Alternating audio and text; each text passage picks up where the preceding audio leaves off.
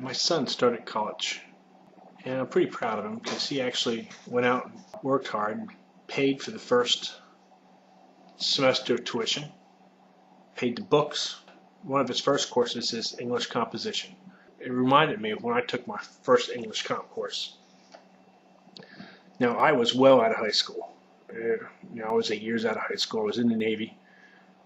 I had been married at that point for maybe a year, because as soon as I got married, I said, well, you got to go get yourself a degree now. You have to go to college. So I did. Signed up to the local community college for English composition because that was one of the you had to have, that was one of the fillers. You had to take that. Whether you like it or not, you had to take it. And that was one of the things that I needed to work on. I needed to make sure that my fundamentals for writing were sound. And at that point, I had no confidence in my writing skills. I needed to make sure that I made the most out of this class. And not only was I in this class, but 6 or 7 other instructors, we were computer instructors out in California, were in this class too. And they were griping because this guy was your typical well, I'm like a stereotype. He was out of time, let's say. And he would say, well, I never judge or grade you on your first draft. And then he would proceed to grade you on the first draft of a document that you did for him. He would put up a vase of flowers and says, write how you feel about this. I'm sorry, but that's bullshit. I wanted to make sure I had the fundamental mechanics down pat. I wanted to learn and make sure that I had confidence in what I learned in high school and what my mother taught me were all accurate. And I didn't have that confidence. And he wants me to write about my feelings about, I don't know, Timbuktu.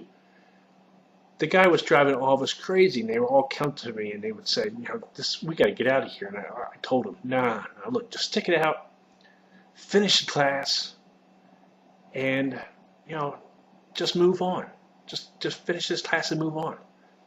Well, the very last day that an in-state resident could drop this class, I went and dropped it.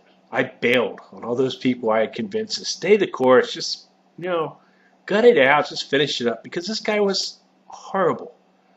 I had never gotten we have grades of in the States here of A, B, C, D, F. I had never gotten a C in college at this point. It was A's and B's, mostly A's, and I'll be damned, this guy wasn't teaching me anything. All right, so I bailed. And then after I bailed, the college there says, oh, well, you're going to have to pay for that course. I said, I'm not going to pay for that course. I dropped it. Oh, well, you dropped it on the last date. You could drop it for a resident. But you're technically not a resident because you're in the Navy. So you're a resident of Pennsylvania, not California. And you had to drop it 2 hours after it started. I said, well, we have a problem then because I'm not going to pay for this class. So how do we work this out? And they said, well, there's a student faculty committee that meets, and you can tell them your story, and if they find it viable, they can waive the course, waive the costs. And so what's some things to be viable? Well, if you had an unavoidable shift change that wasn't your fault, that something like that could play in your favor. So I said, all right. I went back to the school I taught, because I taught computers. And I said, Lieutenant, the local community college is trying to screw me. However, if I had an unavoidable shift change, and I had a letter from you stating that fact, then I won't have to pay for it. He said, not a problem, go ahead and write it up and get it to me and I'll sign it. So that's what I did. I wrote it up, I got it to him, he signed it.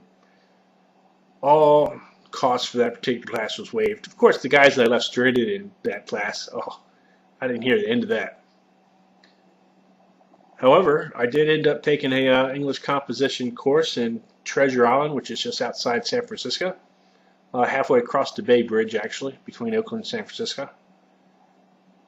It was with a professor from Columbia College in Missouri. He flew out there to teach the military that were stationed at Treasure Island. And this woman that taught the English composition course did a fabulous job. She didn't ask me to write about my feelings about wallpaper. She asked me to write about things and then looked at the construction and gave me constructive feedback to correct it. I ended up getting an A in her class, and I ended up being amazed that everything my mother ever taught me was accurate, and that if I just made sure that I wrote on paper the way she taught me to speak, that was actually correct all the way down the line. Who knew? So that was my story. I bailed on my shipmates, let them strand it with that nut. It was a long time ago. Cheers all.